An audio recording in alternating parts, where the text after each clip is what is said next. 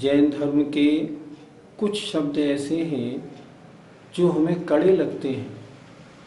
उनको सीखने से हम घबराते हैं, हम पीछे हटते हैं। लेकिन जब तक उन शब्दों को हम जानेंगे नहीं, तब तक हम आत्महित के कार्य में या जैन धर्म के बारे में जानकारी कैसे कर पाएंगे। आज पाठशाला के इस कार्यक्रम में ऐसा ही कुछ नया विषय आपको हम दे रहे हैं। नाम है तत्व और पदार्थ। सबसे पहले हमें ये बताइए कि तत्व कहते किसे हैं? जिनके जानने से या श्रद्धान करने से हम अपनी आत्मा का हित कर सकें, हमें अपनी जानकारी हो सके, हमें अपने संसार के भ्रमण का और संसार भ्रमण से छूटने का ज्ञान हो सके, उसे कहते हैं तत्व। तत्व माने वास्तव में होता है वस्तु का जो स्वभाव है, उसका नाम है तत्व। तत्व कितने होते हैं? तत्व 7 होते हैं। जीव, अजीव, आश्रव, बंध, संवर, निर्जरा और मोक्ष। घबराइए मत। इन 7 तत्वों को अगर नहीं जानेंगे ना, तो आत्मकल्याण सम्यक दर्शन की चर्चा हम नहीं कर पाएंगे। इन 7 तत्वों के स्वरूप को कुछ उदाहरण देकर के ऐसे समझाएं कि हम सबके समझ में अच्छी तरह से आ जाएं। पहला तत्व मैंने बताया था जीव। जीव के बारे में जब हमने पहले पाठशाला में कुछ पाठ चलाए थे, तब आपको बताया था जिसमें जानने देखने की शक्ति होती है, उसे कहते हैं जीव।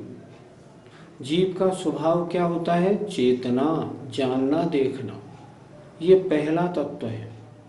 दूसरा अजीव तत्व, जिसमें जानने और देखने की शक्ति नहीं होती, उसे अजीव तत्व कहते हैं। तीसरा आश्रव।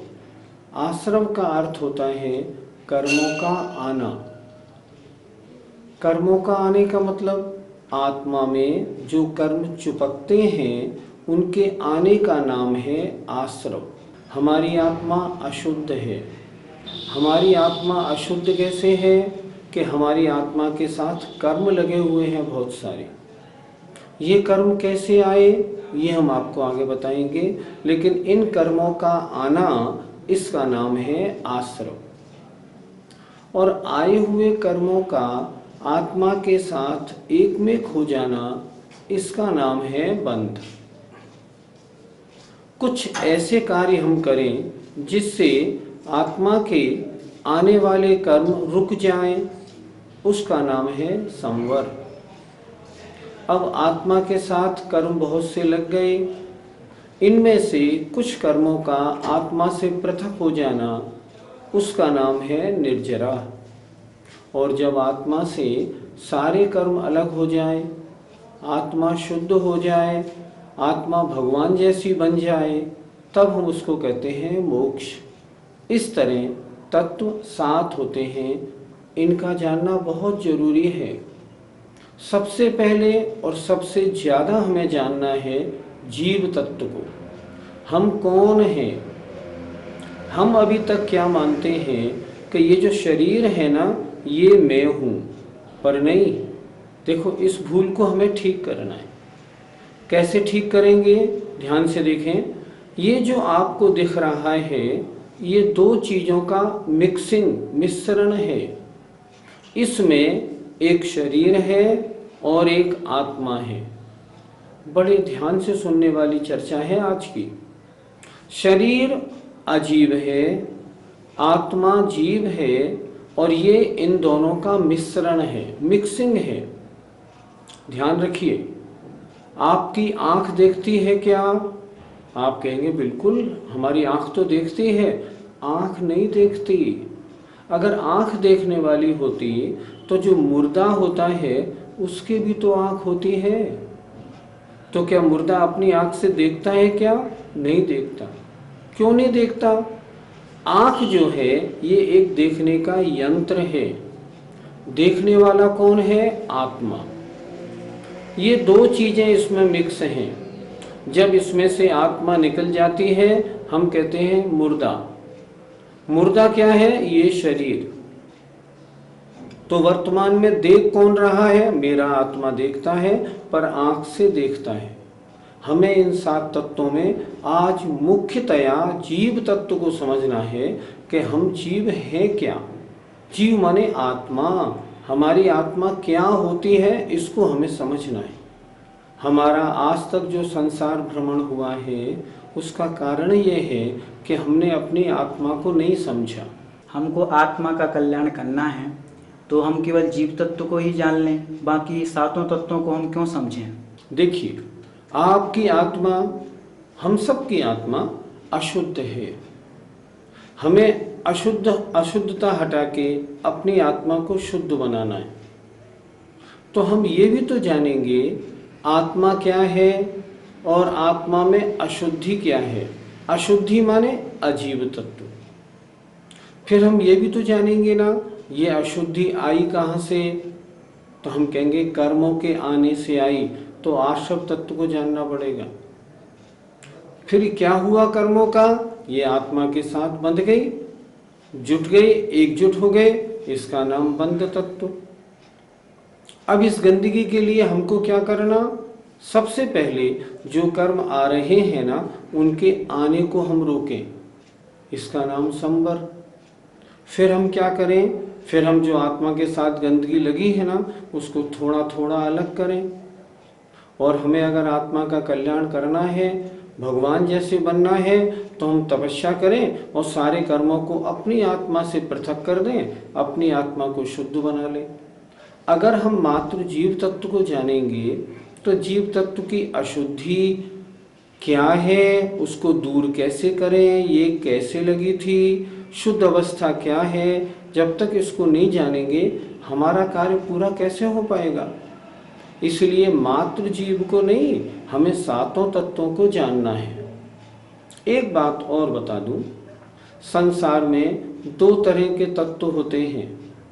एक तो मोक्ष मार्ग में सहकारी और एक सांसारिक।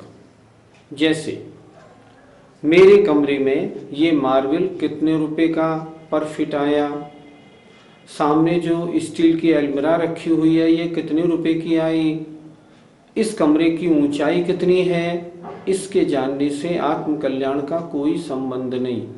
आचार्य कहते हैं ये अप्रयोजनभूत तत्व हैं, इनको जानो या नहीं जानो कोई फर्क नहीं पड़ता। लेकिन ये जो सत तत्व हैं, जीव अजीव, आश्रव बंध, संवर, निर्जरा और मोक्ष, ये 7 प्रयोजनभूत हैं। प्रयोजनभूत माने मतलब के, हमारे काम के, हमारे आत्म कल्याण में सहकारी हैं। इसलिए हमें 7 तत्वों को जानना है। इन 7 तत्वों में कौन से तत्व अच्छे हैं यानी ग्रहण करने योग्य हैं, और कौन से तत्व बुरे हैं यानी छोड़ने योग्य हैं, ताकि हम इनको जान करके अच्छे तत्वों को ग्रहण करें और बुरे तत्वों को छोड़ सकें। हम बजाय इसके हम इन 7 तत्वों को 4 हिस्सों में बांट दें।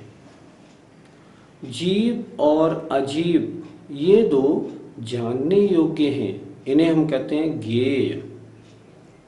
आश्रव और बंध, कर्मों का आना और आत्मा के साथ जुड़ जाना, ये खराब है, इसे हम कहते हैं हेय। मैं कैसे करूं जो कर्म आए नहीं और बंधे ही नहीं, ये हेय। संवर और निर्जरा अर्थात कर्मों का आना रुकना और आत्मा के साथ लगे हुए कर्मों का थोड़ा थोड़ा अलग होना, ये है उपादेय। उपादेय माने करने योग्य। और मोक्ष, आत्मा परम शुद्ध बन जाए, ये है हमारा ध्येय। पदार्थ क्या होते हैं ये भी जरा बताइए। जिसमें तत्व पाया जाता है या संसार की जितनी भी वस्तुएं हैं वे सब कहलाती हैं पदार्थ। पदार्थ क्या है? 7 तत्व में हमने पुण्य और पाप को और मिला दिया, कुल मिला के ये 9 हो गए, तो ये 9 कहलाते हैं पदार्थ। तत्व 7 होते हैं और उसमें पुण्य और पाप मिला देने से पदार्थ 9 हो जाते हैं। पुण्य और पाप का समझना हमारे जीवन में बहुत ज़रूरी है, तो कृपया हमें ये भी बताइए कि पुण्य क्या होता है और पाप क्या होता है। पहले हम पुण्य को समझें। हमें संसार में सुखदायक, हमारे मन को अच्छी लगने वाली इष्ट वस्तुएं जिस कारण से मिलती हैं उसे हम कहते हैं पुण्य। आचार्यों ने लिखा है जिससे आत्मा पवित्र होती है उसे पुण्य कहते हैं, और जिससे आत्मा पतित होती है, अपवित्र होती है, जिनके कारण हमें संसार में गरीबी, रोगीपना, अज्ञानीपना, ऐसी बुरी चीज़ें मिलती, दुखदायक वस्तुएं प्राप्त होती हैं, उसे हम कहते हैं पाप। करने योग्य पुण्य है, छोड़ने योग्य पाप है। हमें किन कार्यों को करने से पुण्य की प्राप्ति होती है और किन कार्यों को करने से पाप की प्राप्ति होती है, कृपया ये भी समझाइए। ये प्रश्न हम सब लोगों के बहुत काम का है। क्यों? हम चाहते हैं हमें संसार में सुख मिले, हमें दुख न मिले। तो हम ये समझे ना पुण्य की प्राप्ति किन कार्यों से होती है, और हमें दुख नहीं चाहिए तो हम ऐसे कार्य जो दुख देने वाले कार्य हैं, जिनके कारण हमसे वो दुख मिलेगा, उन्हें हम छोड़ें, तो हमें पाप भी समझना बहुत जरूरी है। तो देखें जरा, भगवान की पूजा करना, भक्ति करना, स्वाध्याय करना, आरती करना, गुरुओं की सेवा करना, गुरुओं को आहार दान देना, गरीबों की मदद करना, जो असहाय हैं उनकी सहायता करना, ये सब पुण्य कार्य हैं। हम देखते हैं ना, बहुत से लोग प्याऊ खुलवा देते हैं, बहुत से लोग हॉस्पिटल खुलवाते हैं, बहुत से लोग स्कूल खुलवाते हैं, गरीबों को सर्दी में रजाइयाँ ओढ़ने को देते हैं। ये सब कार्य पुण्य कार्य हैं। लेकिन इन सारे पुण्य कार्यों का जो मुखिया है वो है देव पूजा, स्वाध्याय, गुरु की सेवा। इन कार्यों के करने से महान पुण्य का बंध होता है। इन कार्यों के करने वाले देव पूजा, भगवान की भक्ति, शास्त्र का स्वाध्याय, अपने में चारित्र को धारण करने वाले लोग जो होते हैं, ये इन पुण्य के द्वारा महान इंद्र बनते हैं। उसके बाद क्रम से भगवान भी बनते हैं। इसलिए ये सारे पुण्य कार्य हैं। पाप कार्य क्या हैं? जैसे जुआ खेलना, शराब पीना, नॉनवेज खाना, वेश्या सेवन करना, गुस्सा आना, घमंड करना, औरों की निंदा करना, मायाचारी करना, बहुत वस्तुओं के संग्रह रूप प्रवृत्ति रखना, अशुद्ध भोजन खाना, लोगों से लड़ना, अपनी चीज़ों में मिलावट करना, चोरी करना, झूठ बोलना, ये सारे कार्य पाप कार्य हैं। हम इन कार्यों को बहुत करते हैं, लेकिन इन कार्यों से क्या होगा? पाप कर्मों का बंध होगा और अगले जन्म में हमें सांसारिक दुख भुगतने पड़ेंगे। आज तो हम गलत कार्य करके 2 पैसे मिल जाते हैं तो सुख मान लेते हैं, लेकिन जब अगले जन्म में इसका दंड हमको भुगतना पड़ेगा तब सोचें कितना हमको पिंच होगा। इसलिए क्या करें? पाप कार्यों को छोड़ें और पुण्य कार्यों में अपना मन लगाएं। क्या पुण्य कार्य करने से हमें मोक्ष की प्राप्ति हो जाएगी? अभी हम गृहस्थ हैं, गृहस्थ होने के नाते हमको पुण्य कार्य ही करना उपादेय है। देखो, पुण्य कार्य करने से अच्छे कर्मों का बंध होगा, उससे हमें सांसारिक सुविधाएं मिलेंगी, अच्छी पर्याय मिलेगी, शरीर का सहनन अच्छा मिलेगा, अगले जन्मों में तरह तरह की और सुविधाएं मिलेंगी। उससे क्या होगा? हम अगले जन्मों में, देखिए वर्तमान में पंचम काल है, इस जन्म में तो मोक्ष होगा भी नहीं, तो हम क्या करें? कम से कम इतनी भूमिका तो बना लें जो अगले जन्मों में हम ऐसे स्थान पर पैदा हों जहाँ भगवान के दर्शन मिल जाएं, हमें शरीर ऐसा मिले जो हम कर्मों को नाश कर सकें। इन सब के लिए भी तो पुण्य चाहिए। तो इसलिए अभी तो हम पुण्य उपार्जन में दृष्टि रखें, और अगले जन्मों में जब हमारा शारीरिक सहनन आदि, शारीरिक शक्ति आदि योग्य मिल जाए, योग्य क्षेत्र मिल जाए, योग्य काल मिल जाए, तब हम क्या करेंगे? तब हम मुनि महाराज बन जाएंगे। मुनि बन के तपस्या करेंगे और तपस्या करके कर्मों को नाश करके मोक्ष प्राप्त कर लेंगे। पुण्य कार्य करने से मोक्ष नहीं मिलेगा, लेकिन ये पुण्य कार्य परंपरा से क्रम से हमें मोक्ष की ओर ले जाते हैं। वर्तमान में यही उपादेय हैं, क्योंकि पुण्य और पाप से रहित अवस्था वर्तमान में संभव नहीं। इसलिए हमें पुण्य कार्य की ओर ध्यान देना चाहिए, पाप कार्यों को छोड़ना चाहिए। हम दिन में कितने समय पुण्य करते हैं और कितने समय पाप करते हैं? आप स्वयं सोचिए ना। मैंने आपको पुण्य और पाप की परिभाषा बता दी। अब आप स्वयं सोचें कि दिन में कौन सा कार्य आप पुण्य का करते हैं और कौन सा कार्य आप पाप का करते हैं। एक शॉर्ट में परिभाषा हम देख लेते हैं। जितने कार्य आपके धार्मिक हैं वे आपको पुण्य की प्राप्ति कराते हैं, और जितने कार्य आपके सांसारिक हैं वे आपको पाप की प्राप्ति कराते हैं। अब आप सोचें, हम जैनियों में 95% लोग तो ऐसे हैं जो अभी धार्मिक कार्य के बारे में जानते ही नहीं। वो यही नहीं जानते होता क्या है। आज की जो पीढ़ी चल रही है वो क्या जानती है, खाओ पियो मौज करो, पैसा कमाओ, सांसारिक साधनों को लो, जितना भी ये वैभव है इसको जुटाओ और इसका भोग करो। सब इसी काम में लगे रहते हैं। आज सबके पास दो ही काम बचे, पैसा कमाना और पैसे को भोगना। ये सब पाप कार्य है। फिर क्या करें? ऐसा करें, अपने समय का बंटवारा कर लें। अपने समय का बंटवारा ऐसा करें, 24 घंटे में 8 घंटे धार्मिक कार्यों में लगाएं। 8 घंटे शरीर के लिए दें, 8 घंटे व्यापार या रुपए कमाने के लिए दें। अगर इतना करेंगे ना तो आप ईमानदार माने जाएंगे और आपका बैलेंस सही बना रहेगा। आचार्य विद्यासागर जी महाराज क्या कहते हैं? वो कहते हैं वर्तमान में हमारे द्वारा 3 पुरुषार्थ करने योग्य हैं, धर्म, अर्थ और काम। हम धर्म में 8 घंटे दें, अर्थ माने पैसा कमाने में 8 घंटे दें, और शरीर के लिए भोजन, पानी, नहाना धोना, इसमें हम 8 घंटे दें। अगर हम ऐसा करेंगे हम ईमानदार हैं, हमारा बैलेंस बिल्कुल ठीक चल रहा है। पर आजकल हमारी व्यवस्था बहुत खराब है।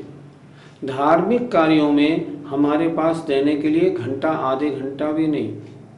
किसी से बात करो, भैया थोड़ा स्वाध्याय कर लिया करो, थोड़ा धर्म पढ़ लिया करो, तो वो उस बात को नहीं सुनते। वो कहते हैं साहब टाइम नहीं है। और टीवी देखने के लिए, गपशप करने के लिए, अखबार पलटने के लिए हमारे पास घंटों हैं। आप सोचिए, इन सारे कार्यों में पुण्य नहीं होता। ये सब पाप कार्य हैं, इनसे हमको बचना है। हमको अपना समय देव शास्त्र गुरु में लगाना है। अगर नहीं लगाएंगे तो अभी किसी पुण्य के उदय से आपको मनुष्य पर्याय मिल भी गई है, आगे क्या होगा? नरक पर्याय मिलेगी, नारकी बनना पड़ेगा, दुख भोगना पड़ेगा। त्रिंच पर्याय मिलेगी, बोझा ढोना पड़ेगा, ऊंट और बैल और गधा बनना पड़ेगा। तब क्या होगा? तब हम पछताएंगे कि जब मनुष्य पर्याय मिली थी हमने आत्म कल्याण का कार्य नहीं किया। अब पशु पर्याय में या नारकी पर्याय में हम कर क्या सकते हैं? आज का पाठ क्या बता रहा है आपको? आज का पाठ ये बता रहा है पुण्य कार्य में लगिए, अपने समय को धार्मिक कार्य के लिए लगाइए। हम सबके पास समय है, ये नहीं कि हमारे पास समय नहीं, लेकिन हम आलसी हैं, हम जानते नहीं, हम समझते नहीं, हम छोड़ें उनको। क्या करें? हम धार्मिक कार्यों के लिए समय का बंटवारा करें, और उन धार्मिक कार्यों को करेंगे तो पुण्य का बंध होगा। इस जन्म में और अगले जन्म में हमें सांसारिक सारे सुख मिलेंगे और मोक्ष जाने का रास्ता भी हमारा मिलेगा। तो क्या निष्कर्ष निकला? निष्कर्ष ये निकला, अधिकांश हम और आप लोग सारे दिन भर पाप ही पाप करते हैं। बहुत से पाप तो हम ऐसे करते हैं जो बिल्कुल व्यर्थ के हैं। जैसे बैठे बैठे एक दूसरे की बुराई करना, किसी का मजाक उड़ाना, हंसी उड़ाना, किसी को चिढ़ाना, ऐसा कार्य हम करें क्यों? किसी का नुकसान हो जाए, मर जाए, उसके आग लग जाए, उसकी शादी में विघ्न पड़ जाए, ऐसा चिंतन हम क्यों करें? सबसे पहले तो हम व्यर्थ के पाप छोड़ें, उसके बाद फिर हम जो धार्मिक कार्य हैं उनको उसमें लाएंगे, तब हमारा रास्ता ठीक बनेगा। इसलिए पुण्य कार्यों को समझें, धार्मिक कार्य पुण्य कार्य, सांसारिक कार्य पाप कार्य। पंच इंद्रियों के भोग आपने भोगे, इस सब में पाप होता है, इसको हमें छोड़ना है और पुण्य कार्यों को बढ़ाना है। क्या सभी जीव पुण्य और पाप करते हैं या कोई ऐसे भी जीव होते हैं जो पुण्य और पाप से भी परे होते हैं? कुछ ऐसे महान साधु, ऐसे महान मुनि महाराज होते हैं जो पुण्य कार्यों से भी ऊपर उठकर अपनी आत्मा के ध्यान में लीन होते हैं। उन्हें हम कहते हैं ये इस समय शुद्धोपयोग में हैं, अपनी आत्मा में लीन हैं। वैसा करने से उनके क्या होता है? कर्मों की निर्जरा होती है। निर्जरा माने आत्मा के साथ लगे हुए कर्मों का आत्मा से पृथक हो जाना। इससे क्या होता है? आत्मा की शुद्धि होती है और धीरे धीरे निर्जरा करते करते उनको सारे कर्म नष्ट हो जाने पर मोक्ष प्राप्त होने की अगले भवों में नौबत बन जाती है। आज के पाठ का निष्कर्ष क्या है, कृपया ये और बता दीजिए। आज का पाठ वास्तव में जीवन के लिए बहुत उपयोगी रहा। आज हमने क्या क्या पढ़ा? हमने पढ़ा तत्व 7 होते हैं। जीव अर्थात जानने देखने वाला, अर्थात मैं कौन हूँ? मैं जीव तत्व हूँ, आत्मा हूँ। ये शरीर जो मुझे मिला है या मेरे आत्मा के साथ जो कर्म चुपके हैं वे अजीब हैं। मैं जितने सांसारिक कार्य करता हूँ उनसे जो कर्म हैं वो आते हैं और मेरी आत्मा में प्रवेश करते हैं। इसका नाम आश्रव है। वे कर्म आत्मा के साथ एक मेक हो जाते हैं, इसका नाम बंध है। ये आश्रव और बंध मुझे दुख देने वाले हैं, नुकसान देने वाले हैं, इसलिए मुझे छोड़ने हैं। मैं ऐसे कार्य करूं जो ये कर्म ना आवे। इसके बाद हमने बताया आपको संवर। संवर का मतलब कर्मों का आना, रुक जाना। फिर बताया था निर्जरा, आत्मा के साथ जो कर्म लगे हुए हैं वे कर्म थोड़े थोड़े हटने शुरू हो जाएं। हमें करना क्या है?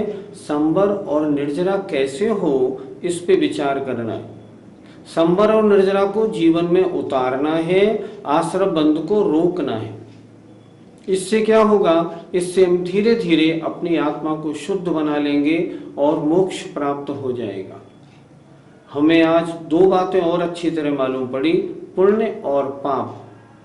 सांसारिक कार्य जितने हम करते हैं, व्यापार, रोजगार, पंच इंद्रियों के भोग, नहाना धोना, निबटना, आना जाना, ये सब पाप कार्य हैं। ये पुण्य कार्य नहीं। पुण्य कार्य कहलाते हैं धार्मिक कार्य। धार्मिक कार्य का मतलब पूजा करना, स्वाध्याय करना, गुरुओं की सेवा करना, गरीबों को दान देना, लोगों को पढ़ाना आदि। हमें इन कार्यों में लगना चाहिए। आज का पाठ बड़ा महत्वपूर्ण है। हमें आशा है कि आज के इस पाठ से आप अपने जीवन को कुछ बदलने की कोशिश करेंगे, पाप को घटाएंगे और पुण्य को बढ़ाएंगे। यदि आपने ऐसा किया तो हम समझेंगे हमारा परिश्रम सफल हुआ। जय जिनेंद्र।